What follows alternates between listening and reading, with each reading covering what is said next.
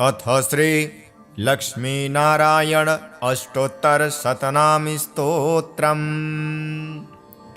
श्रीविष्णुः कमलासारङ्गी लक्ष्मीवैकुण्ठनायकः पद्मालया चतुर्बाहुः क्षीराब्धितनयाच्युतः इन्दिरा पुण्डरीकाक्ष रमा गरुणवाहनः भार्गवीशेषपर्यङ्को विशालाक्षी जनार्दनः स्वर्णाङ्गी वरदो देवी हरिरिन्दुमुखे प्रभुः सुन्दरे नरकध्वंसी लोकमाता मुरान्तकः भक्तप्रिया दानवारिः अम्बिका मधुसूदनः वैष्णवी देवकी पुत्रो रुक्मिणी केशिमर्दनः वरलक्ष्मी जगन्नाथः कीरवाणी हलायुधः नित्या सत्यव्रतो गौरी सौरिः कान्ता सुरेश्वरः नारायणी ऋषिकेशः पद्महस्ता त्रिविक्रमः माधवी पद्मनाभश्च स्वर्णवर्णानिरीश्वरः सती पीताम्बरः शान्ता वनमाली क्षमानघः जयप्रदा बलिध्वंसी वसुधा पुरुषोत्तमः राज्यप्रदाखिलाधारो मायाकंसविदारणः महेश्वरी महादेवो परमा पुण्यविग्रहः रमा मुकुन्द सुमुखी मुचुकुन्दवरप्रदः वेदवेद्याब्धिजा माता सुरूपार्केन्दुलोचनः पुण्याङ्गना पुण्यपादो पावनी पुण्यकीर्तनः विश्वप्रिया विश्वनाथो वाग्रूपी वासवानुजः सरस्वती स्वर्णगर्भो गायत्री गोपिका प्रियः यज्ञरूपा यज्ञभोक्ता भक्ताभीष्टप्रदा गुरुः स्तोत्रक्रिया स्तोत्रकारः सुकुमारी सवर्णकः मानिनी मन्दरधरो सावित्री जन्मवर्जितः मन्त्रगोप्त्री महेश्वासो योगिनो योगवल्लभः जयप्रदा जयकरः रक्षित्री सर्वरक्षकः अष्टोत्तरशतं नाम्नां लक्ष्म्या नारायणस्य च यः पठेत् प्रातरुत्थाय सर्वदा विजयी भवेत्। इति श्री लक्ष्मीनारायण अष्टोत्तरशतनामी स्तोत्रम्। अथ श्री सत्यनारायणाष्टकम्। आदिदेवं जगत् कारणं श्रीधरं लोकनाथं विभुं व्यापकं शङ्करं सर्वभक्तेष्टदं मुक्तिदं माधवं सत्यनारायणं विष्णुमीशं भजे सर्वदा लोककल्याणपारायणं देवगोविप्ररक्षार्थसद्विग्रहं दीनहीनात्मभक्ताश्रयं सुन्दरं सत्यनारायणं विष्णुमीशं भजे दक्षिणे यस्य गङ्गा शुभाशोभते राजते सारमायस्य वामे सदा यः प्रसन्नाननो भाति भव्यश्च तं सत्यनारायणं विष्णुमीशं भजे सङ्कटे सङ्गरेयं जनः सर्वदा स्वात्मभिनाशनाय स्मरेत् पीडितः पुण्यकृत्यो भवेत् यत्प्रसादाच्च तं सत्यनारायणं विष्णुमीशं भजे। वाञ्छितं दुर्लभं यो ददाति प्रभु साधवे स्वात्मभक्ताय भक्तिप्रियः। सर्वभूताश्रयं तं हि विश्वम्भरं सत्यनारायणं विष्णुमीशं भजे। ब्राह्मणः साधु वै यश्च तुङ्गध्वजो ये भवन् विश्रुता यस्य भक्त्यामरः लीलया यस्य विश्वं ततं तं विभुं सत्यनारायणं विष्णुमीशं भजे। येन चाब्रह्मबालत्रीणं धार्यते सृज्यते पाल्यते सर्वमेतज्जगत् भक्तभावप्रियं श्रीदयासागरं सत्यनारायणं विष्णुमीशं भजे। सर्वकामप्रदं सर्वदा सत्प्रियं वन्दितं देववृन्दैर्मुनीन्द्रार्चितं पुत्रपौत्रादिसर्वेष्टदं शाश्वतं सत्यनारायणं विष्णुमीशं भजे। अष्टकं सत्यदेवस्य भक्त्या नरः भावयुक्तो मुदाय स्त्रीसन्ध्यं पठेत् तस्य नश्यन्ति पापानि तेनाग्निना इन्धनानीव शुष्काणि सर्वाणि वै। इति श्री सत्यनारायणाष्टकम्।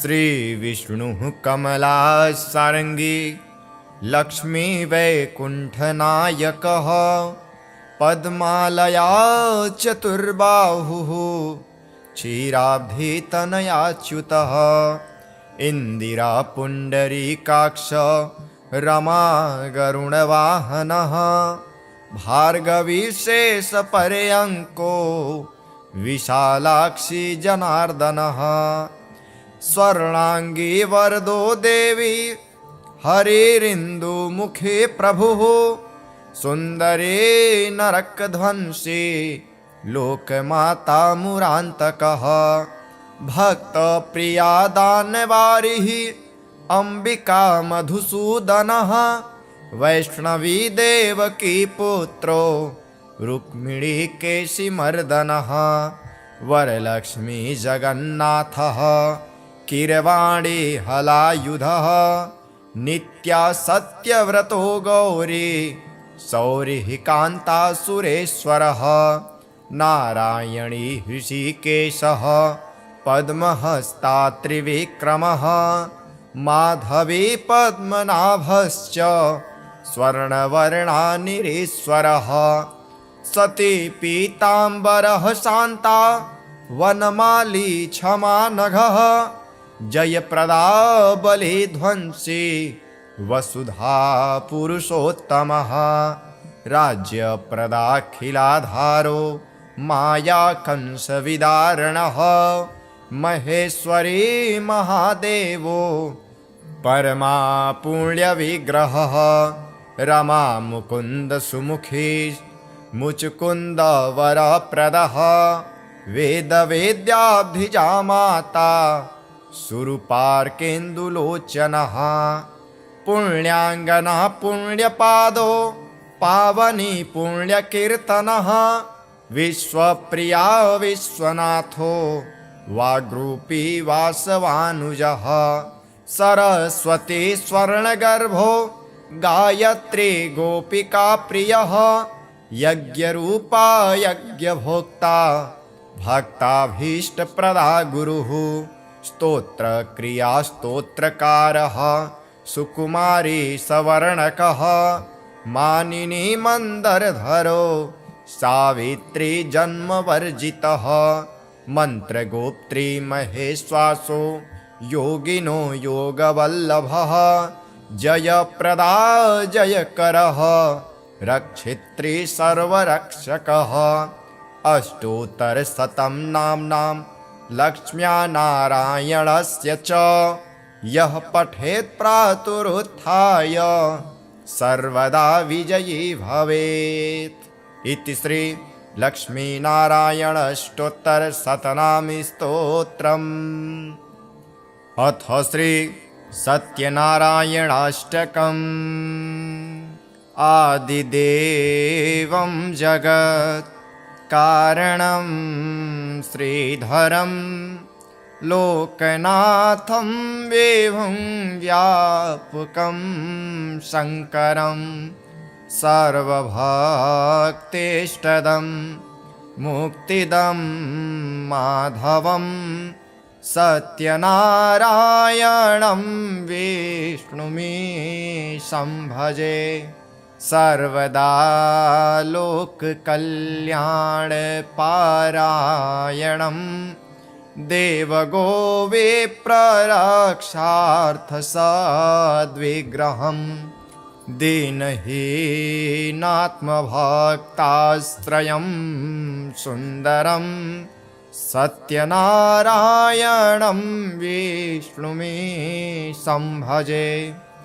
दक्षिणे यस्य गङ्गा शुभाशोभते राजते सारमायस्य वामे सदा यः प्रसन्नाननो भाति भव्यश्च तं सत्यनारायणं विष्णुमीशं भजे। सङ्कटे सङ्गरेयं जनः सर्वदा स्वात्मभिनाशनाय स्मरेत् पीडितः पुण्यकृत्यो भवेत् यत्प्रसादाच्च तं सत्यनारायणं विष्णुमीशं भजे। वाञ्छितं दुर्लभं यो ददाति प्रभु साधवे स्वात्मभक्ताय भक्तिप्रियः सर्वभूताश्रयं तं हि विश्वम्भरं सत्यनारायणं विष्णुमीशं भजे। ब्राह्मणः साधुवैयश्च तुङ्गध्वजो ये भवन् विश्रुता यस्य भक्त्यामरः लीलया यस्य विश्वं ततं तं विभुं सत्यनारायणं विष्णुमीशं भजे। येन चाब्रह्मबालत्रीणं धार्यते सृज्यते पाल्यते सर्वमेतज्जगत् भक्तभावप्रियं श्रीदयासागरं सत्यनारायणं विष्णुमीशं भजे। सर्वकामप्रदं सर्वदा सत्प्रियं वन्दितं देववृन्दैर्मुनीन्द्रार्चितं पुत्रपौत्रादिसर्वेष्टदं शाश्वतं सत्यनारायणं विष्णुमीशं भजे। अष्टकं सत्यदेवस्य भक्त्या नरः भावयुक्तो मुदाय स्त्रीसन्ध्यं पठेत् तस्य नश्यन्ति पापानि तेनाग्निना इन्धनानीव शुष्काणि सर्वाणि वै। इति श्री सत्यनारायणाष्टकम्। श्रीविष्णुः कमलासारङ्गी लक्ष्मी वैकुण्ठनायकः पद्मालया चतुर्बाहुः क्षीराब्धितनयाच्युतः इन्दिरा पुण्डरीकाक्ष रमा गरुडवाहनः भार्गवी शेषपर्यङ्को विशालाक्षी जनार्दनः स्वर्णाङ्गी वरदो देवी हरिरिन्दुमुखे प्रभुः सुन्दरे नरकध्वंसी लोकमाता मुरान्तकः भक्तप्रिया दानवारिः अम्बिका मधुसूदनः वैष्णवी देवकी पुत्रो रुक्मिणी केशिमर्दनः वरलक्ष्मी जगन्नाथः कीरवाणी हलायुधः नित्या सत्यव्रतो गौरी सौरिः कान्ता सुरेश्वरः नारायणी ऋषिकेशः पद्महस्ता त्रिविक्रमः माधवी पद्मनाभश्च स्वर्णवर्णानिरीश्वरः सती पीताम्बरः शान्ता वनमाली क्षमानघः जयप्रदा बलिध्वंसी वसुधा पुरुषोत्तमः राज्यप्रदाखिलाधारो माया कंसविदारणः महेश्वरी महादेवो परमा पुण्यविग्रहः रमा मुकुन्द सुमुखी मुचुकुन्द वरप्रदः वेदवेद्याब्धिजा माता सुरूपार्केन्दुलोचनः पुण्याङ्गना पुण्यपादो पावनी पुण्यकीर्तनः विश्वप्रिया विश्वनाथो वाग्रूपी वासवानुजः सरस्वती स्वर्णगर्भो गायत्री गोपिका प्रियः यज्ञरूपा यज्ञभोक्ता भक्ताभीष्टप्रदा गुरुः स्तोत्रक्रिया स्तोत्रकारः सुकुमारी सवर्णकः मानिनी मन्दरधरो सावित्री जन्मवर्जितः मन्त्रगोप्त्री महेश्वासो योगिनो योगवल्लभः जयप्रदा जयकरः रक्षित्री सर्वरक्षकः अष्टोत्तरशतं नाम्नां लक्ष्म्या नारायणस्य च यः पठेत् प्रातरुत्थाय सर्वदा विजयी भवेत्। इति श्री लक्ष्मीनारायण अष्टोत्तरशतनामी स्तोत्रम्। अथ श्री सत्यनारायणाष्टकम्। आदिदेवं जगत् कारणं श्रीधरं लोकनाथं विभुं व्यापकं शङ्करं सर्वभक्तेष्टदं मुक्तिदं माधवं सत्यनारायणं विष्णुमीशं भजे सर्वदा लोककल्याणपारायणं देवगोविप्ररक्षार्थसद्विग्रहं दीनहीनात्मभक्ताश्रयं सुन्दरं सत्यनारायणं विष्णुमीशं भजे दक्षिणे यस्य गङ्गा शुभाशोभते राजते सारमायस्य वामे सदा यः प्रसन्नाननो भाति भव्यश्च तं सत्यनारायणं विष्णुमीशं भजे सङ्कटे सङ्गरेयं जनः सर्वदा स्वात्मभिनाशनाय स्मरेत् पीडितः पुण्यकृत्यो भवेत् यत् प्रसादाच्च तं सत्यनारायणं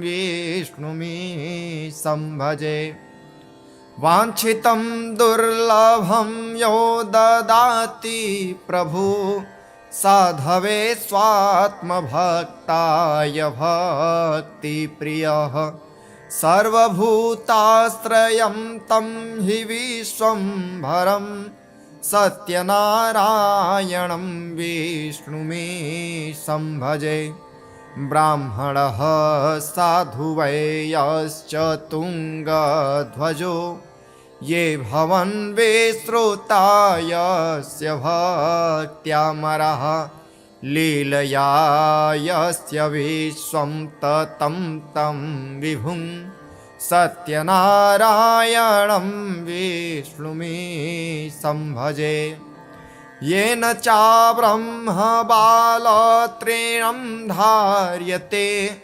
सृज्यते पाल्यते सर्वमेतज्जगत् भक्तभावप्रियं श्रीदयासागरं सत्यनारायणं विष्णुमीशं भजे सर्वकामप्रदं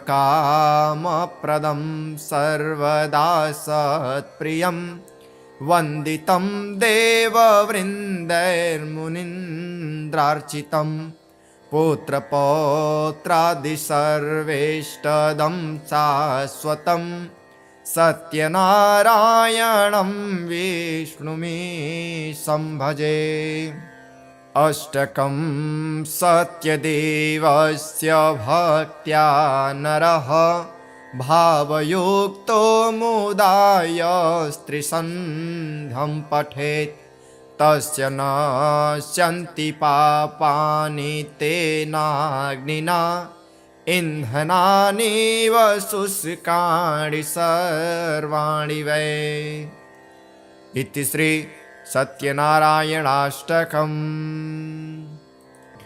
श्रीविष्णुः कमलासारङ्गी लक्ष्मी वैकुण्ठनायकः पद्मालया चतुर्बाहुः क्षीराब्धितनयाच्युतः इन्दिरा पुण्डरीकाक्ष रमा गरुणवाहनः भार्गवीशेषपर्यङ्को विशालाक्षी जनार्दनः स्वर्णाङ्गी वरदो देवी हरिरिन्दुमुखे प्रभुः सुन्दरे नरकध्वंसी लोकमाता मुरान्तकः भक्तप्रिया दानवारिः अम्बिका मधुसूदनः वैष्णवी देवकी पुत्रो रुक्मिणीकेशिमर्दनः वरलक्ष्मी जगन्नाथः कीरवाणी हलायुधः नित्या सत्यव्रतो गौरी सौरिः कान्तासुरेश्वरः नारायणी हृषिकेशः पद्महस्ता त्रिविक्रमः माधवी पद्मनाभश्च स्वर्णवर्णानिरीश्वरः सती पीताम्बरः शान्ता वनमाली क्षमा नघः जयप्रदा बलिध्वंसी वसुधा पुरुषोत्तमः राज्यप्रदाखिलाधारो माया कंसविदारणः महेश्वरी महादेवो परमा पुण्यविग्रहः रमा मुकुन्द सुमुखी मुचुकुन्द वरप्रदः वेदवेद्याब्धिजा माता सुरूपार्केन्दुलोचनः पुण्याङ्गना पुण्यपादो पावनी पुण्यकीर्तनः विश्वप्रिया विश्वनाथो वाग्रूपी वासवानुजः सरस्वती स्वर्णगर्भो गायत्री गोपिका प्रियः यज्ञरूपा यज्ञभोक्ता भक्ताभीष्टप्रदा गुरुः स्तोत्रक्रिया स्तोत्रकारः सुकुमारी सवर्णकः मानिनी मन्दरधरो सावित्री जन्मवर्जितः मन्त्रगोप्त्री महेश्वासो योगिनो योगवल्लभः जयप्रदा जयकरः रक्षित्री सर्वरक्षकः अष्टोत्तरशतं नाम्नां लक्ष्म्या नारायणस्य च यः पठेत् प्रातरुत्थाय सर्वदा विजयी भवेत्। इति श्री लक्ष्मीनारायण अष्टोत्तरशतनामी स्तोत्रम्। अथ श्री सत्यनारायणाष्टकम्। आदिदेवं जगत् कारणं श्रीधरं लोकनाथं विभुं व्यापकं शङ्करं सर्वभक्तेष्टदं मुक्तिदं माधवं सत्यनारायणं विष्णुमीशं भजे सर्वदा लोककल्याणपारायणं देवगोविप्ररक्षार्थसद्विग्रहं दीनहीनात्मभक्ताश्रयं सुन्दरं सत्यनारायणं विष्णुमीशं भजे। दक्षिणे यस्य गङ्गा शुभाशोभते राजते सारमायस्य वामे सदा यः प्रसन्नाननो भाति भव्यश्च तं सत्यनारायणं विष्णुमीशं भजे। सङ्कटे सङ्गरेयं जनः सर्वदा स्वात्मभिनाशनाय स्मरेत् पीडितः पुण्यकृत्यो भवेत् यत्प्रसादाच्च तं सत्यनारायणं विष्णुमीशं भजे।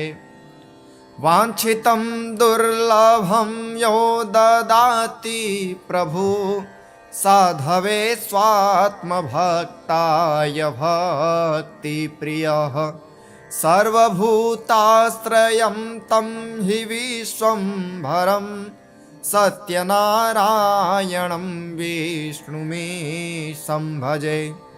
ब्राह्मणः साधु वै यश्च तुङ्गध्वजो ये भवन् विश्रुता यस्य भक्त्यामरः लीलया यस्य विश्वं ततं तं विभुं सत्यनारायणं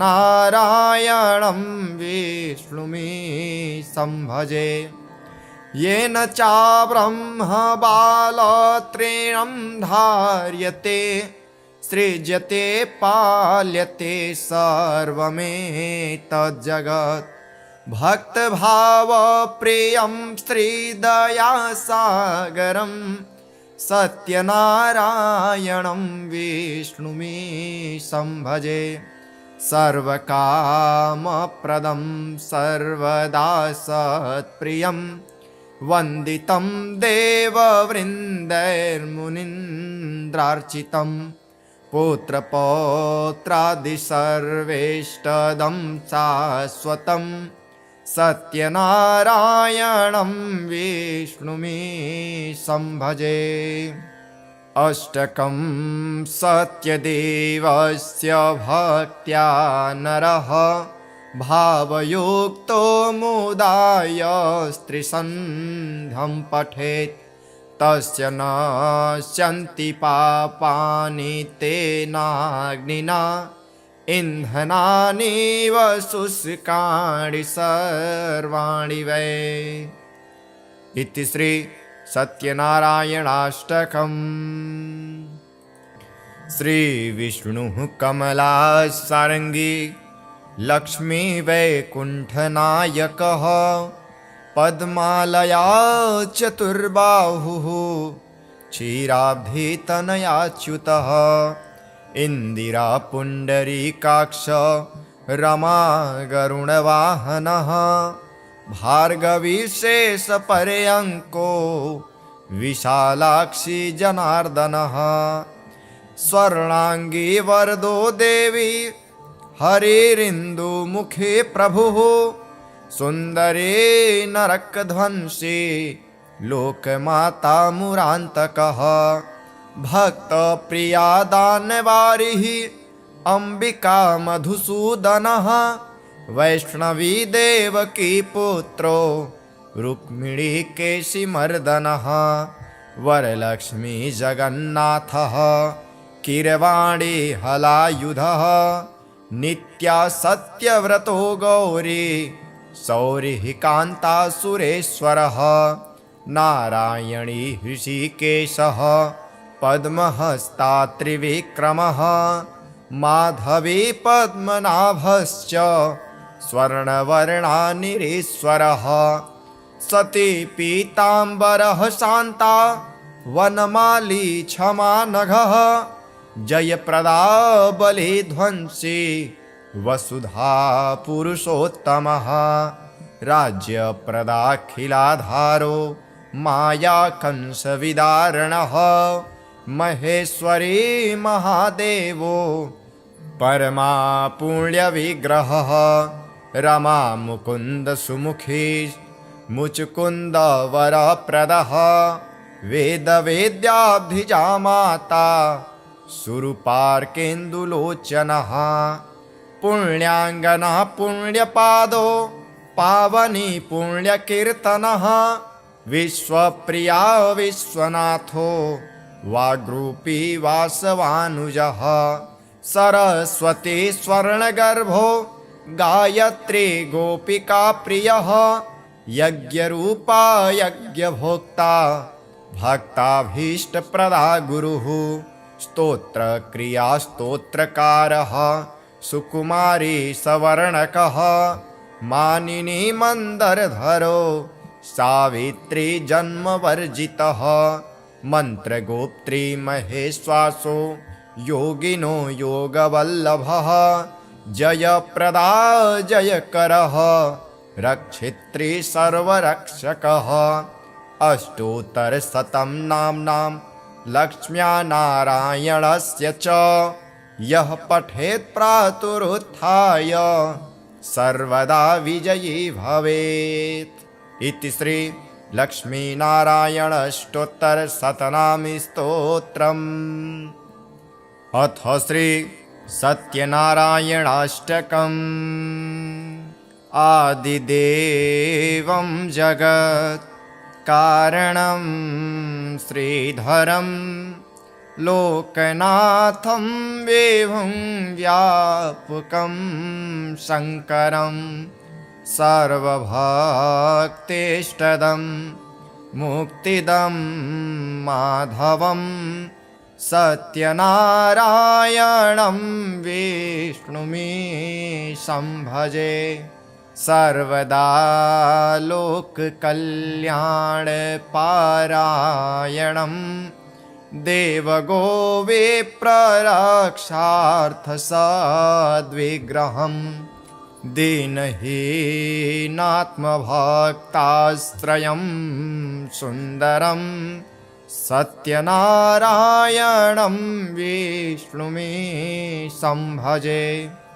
दक्षिणे यस्य गङ्गा शुभाशोभते राजते सारमायस्य वामे सदा यः प्रसन्नाननो भाति भव्यश्च तं सत्यनारायणं विष्णुमीशं भजे।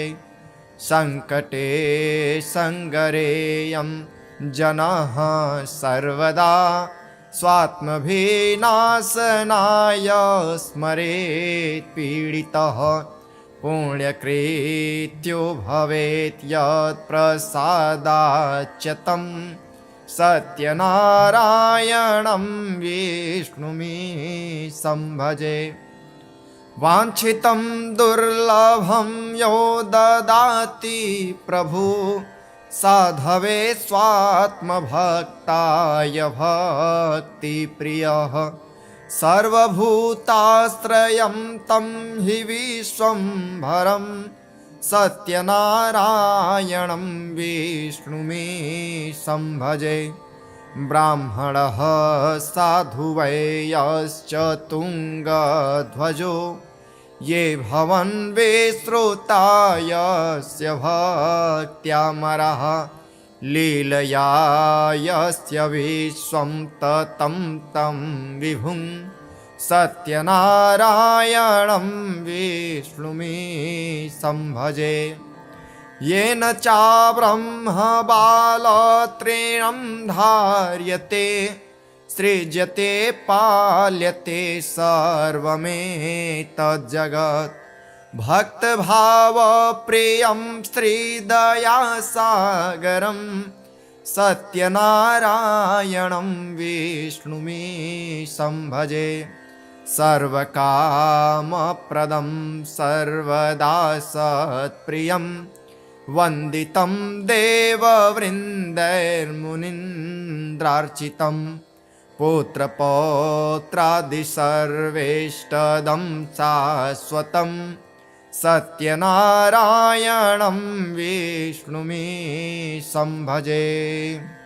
अष्टकं सत्यदेवस्य भक्त्या नरः भावयुक्तो मुदाय स्त्रीसन्ध्यं पठेत् तस्य नश्यन्ति पापानि तेनाग्निना इन्धनानीव शुष्काणि सर्वाणि वै। इति श्री सत्यनारायणाष्टकम्।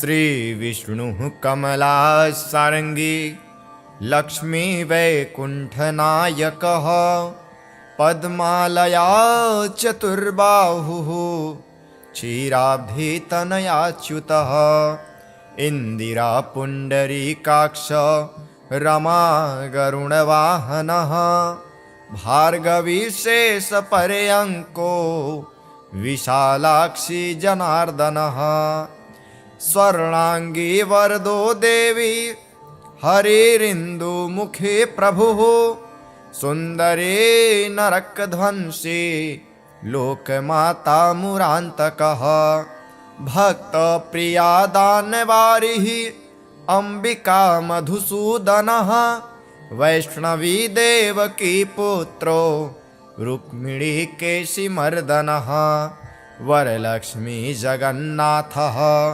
कीरवाणी हलायुधः नित्या सत्यव्रतो गौरी सौरिः कान्तासुरेश्वरः नारायणी हृषिकेशः पद्महस्ता त्रिविक्रमः माधवी पद्मनाभश्च स्वर्णवर्णानिरीश्वरः सती पीताम्बरः शान्ता वनमाली क्षमा नघः जयप्रदा बलिध्वंसी वसुधा पुरुषोत्तमः राज्यप्रदाखिलाधारो माया कंसविदारणः महेश्वरी महादेवो परमा पुण्यविग्रहः रमा मुकुन्द सुमुखी मुचुकुन्द वरप्रदः वेदवेद्याब्धिजा माता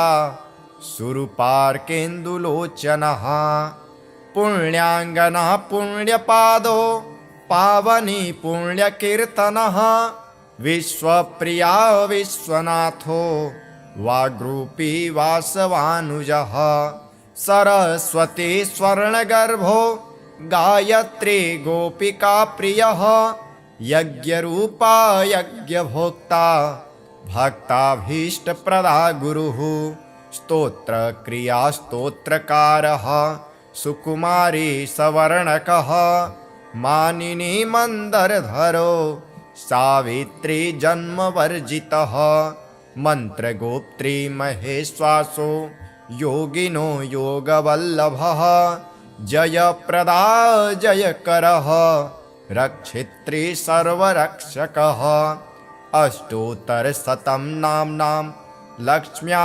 नारायणस्य च यः पठेत् प्रातरुत्थाय सर्वदा विजयी भवेत्। इति श्री लक्ष्मीनारायणष्टोत्तरशतनामी स्तोत्रम्। अथ श्री सत्यनारायणाष्टकम्। आदिदेवं जगत् कारणं श्रीधरं लोकनाथं विभुं व्यापकं शङ्करं सर्वभक्तेष्टदं मुक्तिदं माधवं सत्यनारायणं विष्णुमीशं भजे।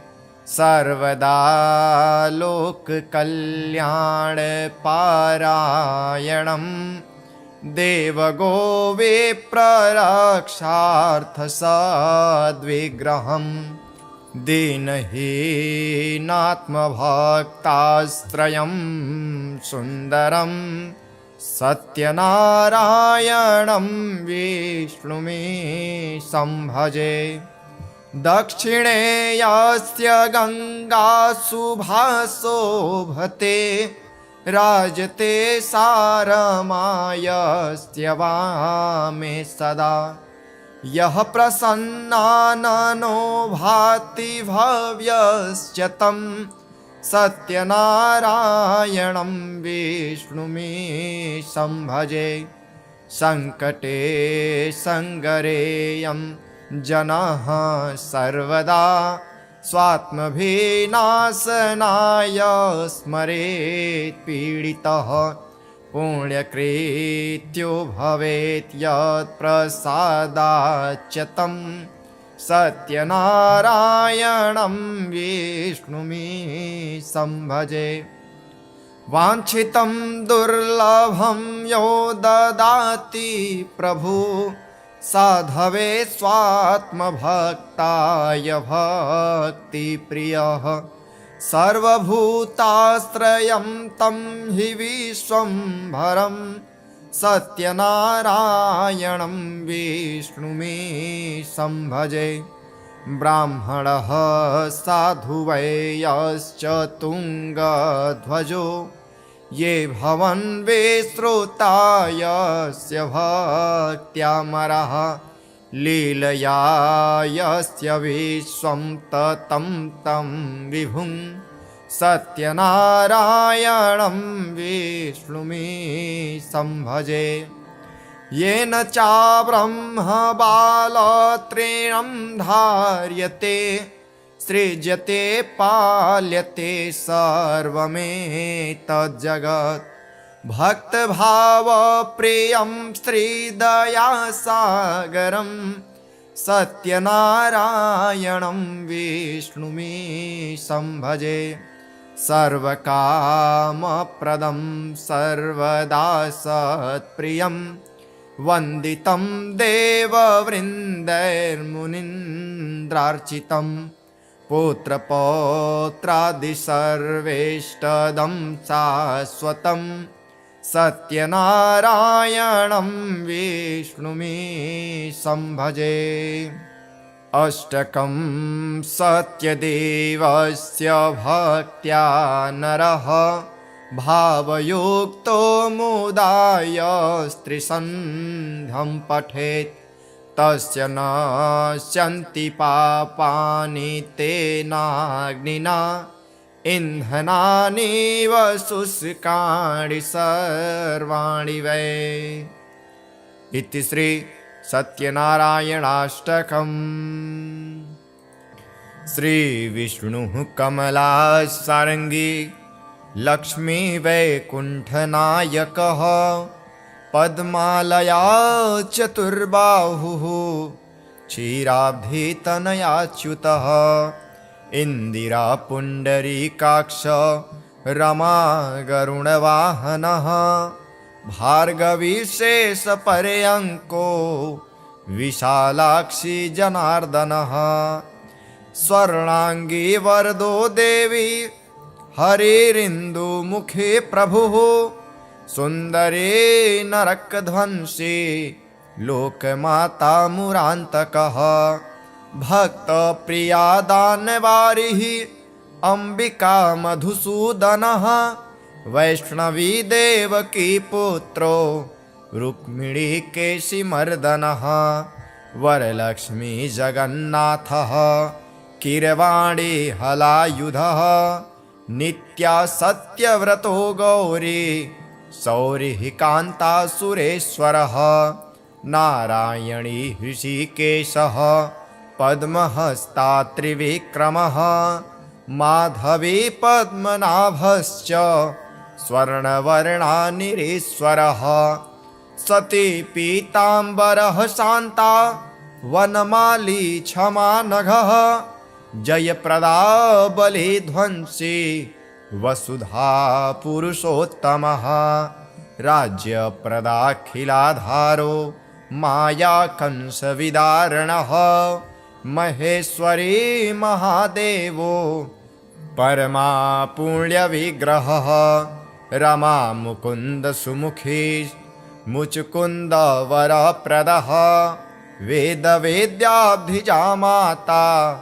सुरूपार्केन्दुलोचनः पुण्याङ्गना पुण्यपादो पावनी पुण्यकीर्तनः विश्वप्रिया विश्वनाथो वाग्रूपी वासवानुजः सरस्वती स्वर्णगर्भो गायत्री गोपिका प्रियः यज्ञरूपा यज्ञभोक्ता भक्ताभीष्टप्रदा गुरुः स्तोत्रक्रिया स्तोत्रकारः सुकुमारी सवर्णकः मानिनी मन्दरधरो सावित्री जन्मवर्जितः मन्त्रगोप्त्री महेश्वासो योगिनो योगवल्लभः जयप्रदा जयकरः रक्षित्री सर्वरक्षकः अष्टोत्तरशतं नाम्नां लक्ष्म्या नारायणस्य च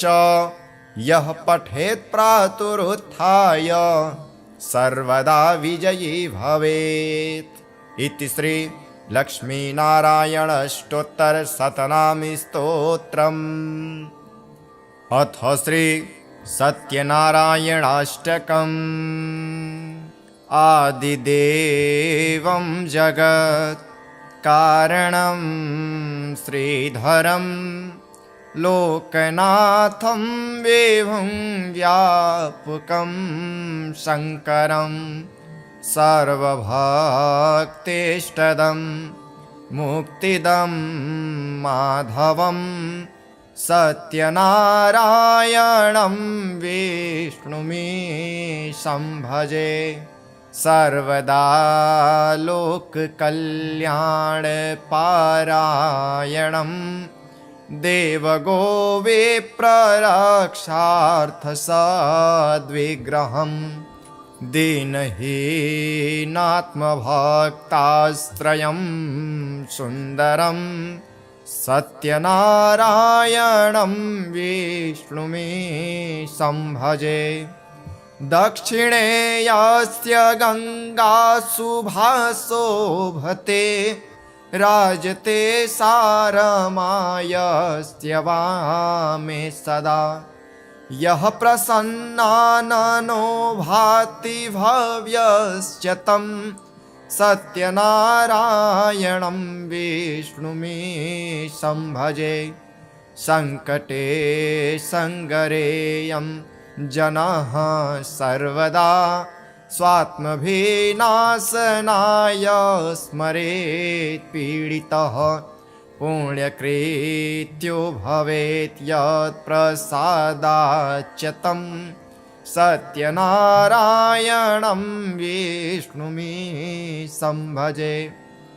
वाञ्छितं दुर्लभं यो ददाति प्रभु साधवे स्वात्मभक्ताय भक्तिप्रियः सर्वभूताश्रयं तं हि विश्वम्भरं सत्यनारायणं विष्णुमीशं भजे। ब्राह्मणः साधु वै यश्च तुङ्गध्वजो ये भवन् विश्रुता यस्य भक्त्यामरः लीलया यस्य विश्वं ततं तं विभुं सत्यनारायणं विष्णुमीशं भजे।